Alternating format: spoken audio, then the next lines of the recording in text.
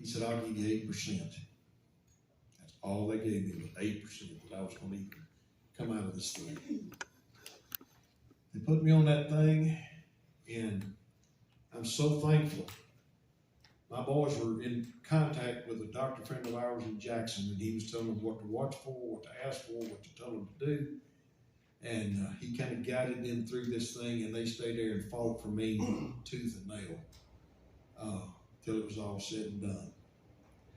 Well, the first thing that I remember on the 11th day, my sons told him, said, he's going to come off that vent because my numbers were holding. They said, no, we think we'll leave him on a day or two more. They said, no, he's coming off. And what they were afraid of was if they took me off and had to put that thing back down in my throat, that I might never be able to sing again. I couldn't sing too well to start with, but I went for about 3 months where I couldn't hardly sing at all.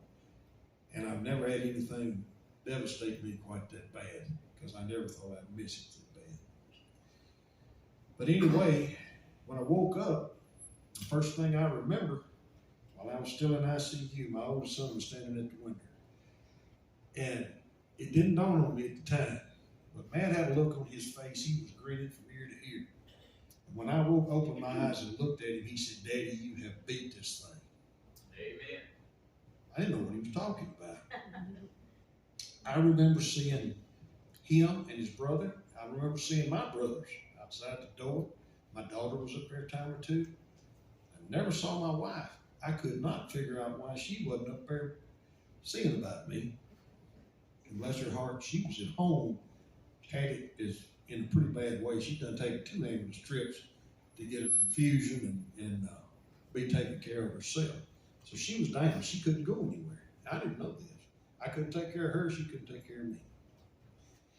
But there's a couple of interesting things here.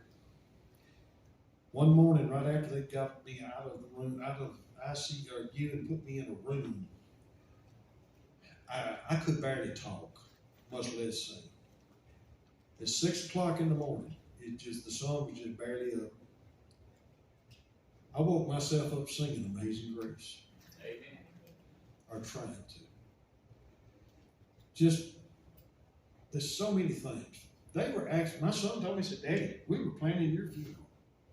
I said, son, that's a little disconcerting if you want to know the truth about it. He said, oh, it's going to be a big one. I said, keep them plans. You'll need them one day. But it's just. We were planning a hold down. I knew you were. I knew you were in on it. Yeah. Which worries me a lot. But I'm going to tell you one other little thing, and I'm going to sing you a couple of songs. I wrote a song, and I'm going to do it last about 3 years ago. It's called It's a God Thing. The second verse of that song is exactly what happened to me in the hospital. My oldest son told me, he said, Daddy, he said, your songs don't think got me through this. I didn't remember what the song was. I couldn't remember what kind of cars we drove. They told him, said, his memory won't be, because, like I said, I stayed on that bed for 11 days, and they give you a lot of, well, I told them if I had all them level 5 drugs that they filled me up with, I could probably pay for my house.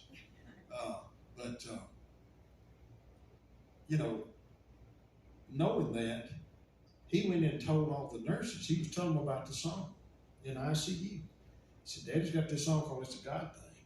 They wrote it on the whiteboard in the room where I was. It's a God thing. They tell me every day, Mr. Bollinger, it's a God thing. I didn't know it, but he said that every day. He went back to the house and told Pam about it. Pam said, go get some CDs out of the cabin I brought to my studio. Carry them up there and give them to him. And he went up there and started passing out those CDs. Well, I looked at that cover and said, oh, his hair don't look right. It's combing my hair. All that other good stuff. But when I got out and I was able to be in a room, I told him, I said, bring me some. And every nurse, doctor, orderly, everybody came through that room. I gave him a CD, told him the story. And I thought, Amen. now is that not just like God? To give you the worst time of your life and then give you the opportunity to minister while you're doing it. Amen. That's just, it just amazes me. But I wrote this little song right after I got out of the hospital. And just kind of tells the story of what went on.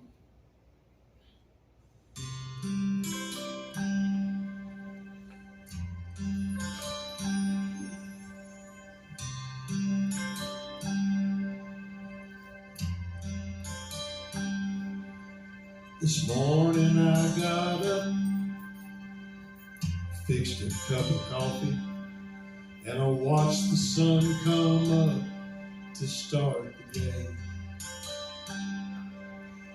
My mind brought me back to very recent memories and the things that I learned along the way. I could have gone to sleep, been in the arms of Jesus, but he kept me here. I know he has a reason. But somebody needs to hear this,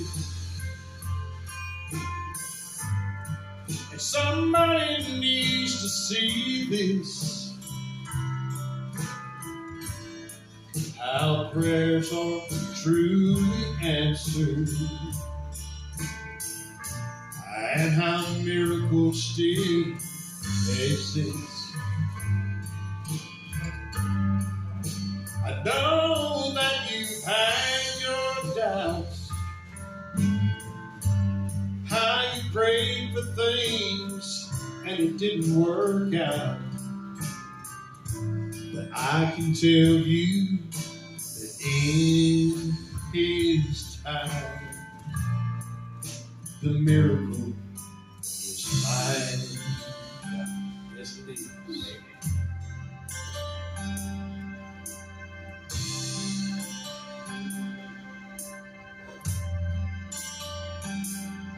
Now they called in my family, said chances are pretty thin. Go make your plans, it could be any day. But God's plan was different. Oh, and he brought me out. And I woke up singing Amazing Grace. Now you may not believe the miracles in the Bible are true, but just look at me, I'm living through. Somebody needs to hear this.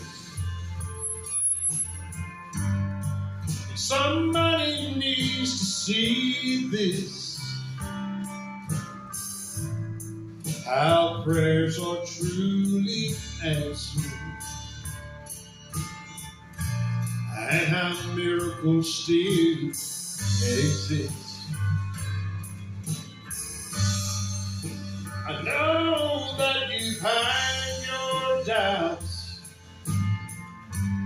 how you prayed for things and it didn't work out. I can tell you that in his time, the miracle is mine. I can tell you that in God's time, the miracle is mine.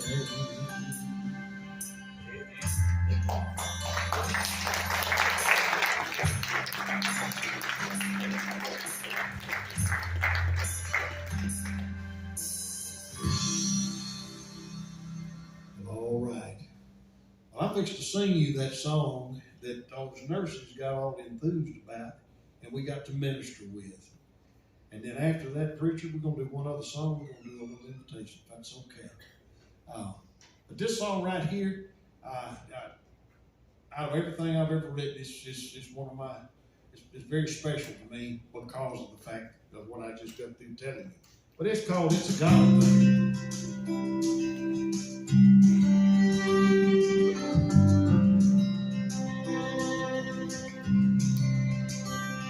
When the job that you've had so long ceases to exist,